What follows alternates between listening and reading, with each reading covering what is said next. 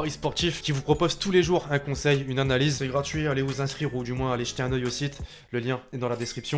On entre dans le vif du sujet désormais. L'équipe est comme à notre habitude. On commence en France du côté du Paris Saint-Germain puisqu'il y a du nouveau dans le dossier Mauro Icardi. Alors que la tendance l'amenait d'abord vers un départ du côté de la Juventus, ensuite d'un retour vers l'Inter Milan. Cette semaine et aujourd'hui en particulier, Tuttosport a évoqué un plan pour le moins étonnant que pourrait mettre en place le club de la capitale, celui de lever l'option d'achat de 70 millions d'euros que possède l'Argentin pour ensuite permettre une vente immédiate à la Juventus avec un ou deux joueurs turinois dans la transaction. Le journal italien indique également que c'est le Brésilien Alex Sandro, ciblé depuis un long moment pour le poste de latéral gauche, dans l'idée de succéder à Levin Kurzawa et pour concurrencer Juan Bernat. Mais on cite aussi Miralem Pjanic, Paulo Dybala ou encore Douglas Costa. Scénario complètement différent donc de ce qu'on a pu voir jusque là. On continue toujours au même endroit puisqu'avec le possible départ du dernier joueur cité, mais aussi d'Edinson Cavani, le PSG devra trouver un nouveau buteur et le choix de Thomas Tuchel se serait arrêté sur Wissam Ben Yedder. Selon les informations de ABC, l'entraîneur parisien souhaiterait reformer avec l'espagnol Pablo Sarabia, le duo qui avait fait le bonheur du FC Séville durant un temps. Pour le bref rappel, l'actuel meilleur buteur de Ligue 1 avec 18 buts à la pointe de l'AS Monaco a été acheté 40 millions d'euros au club espagnol l'an dernier. Il est toujours sous contrat avec le club de la Principauté jusqu'en 2022 et forcément si le PSG venait à le recruter, il devrait mettre la main à la poche pour conclure. Le joueur lui-même, après avoir directement été impacté par cette rumeur, assuré, je cite: le PSG s'est souvent intéressé à moi, alors pourquoi pas un trio avec Mbappé et Neymar. Aujourd'hui, je suis focus sur ma saison et sur l'objectif du club qui est de retrouver l'Europe.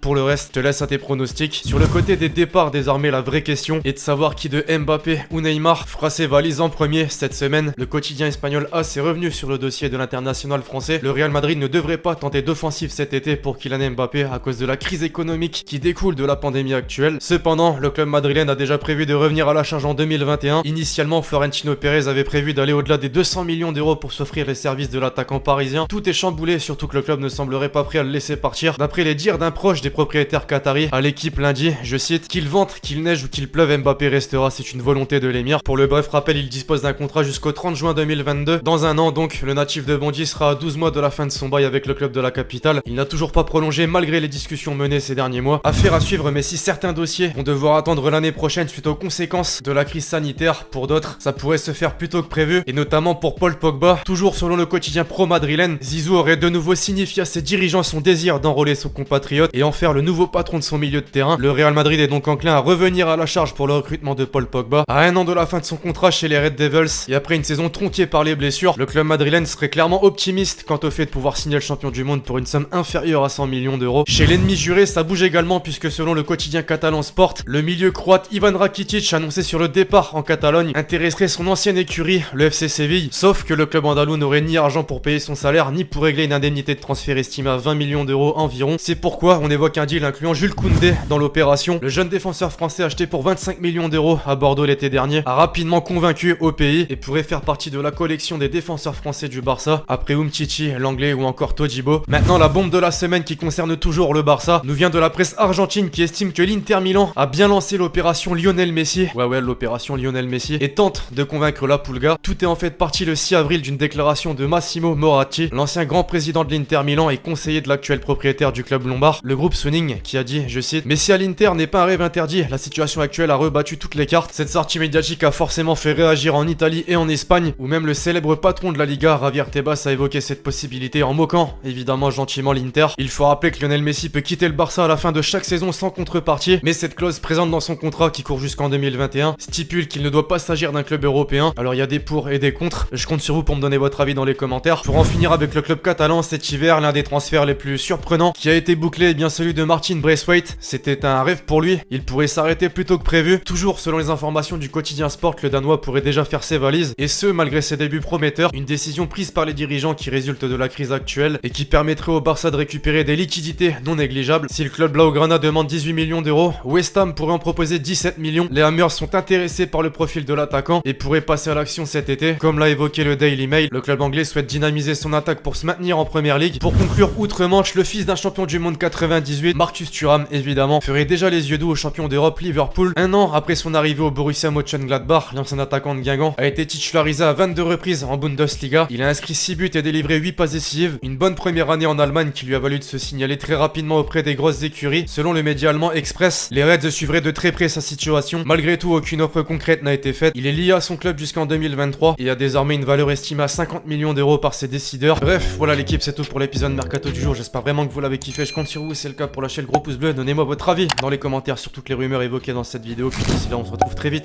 sur la chaîne pour de nouvelles vidéos. C'était Lexty. Ciao.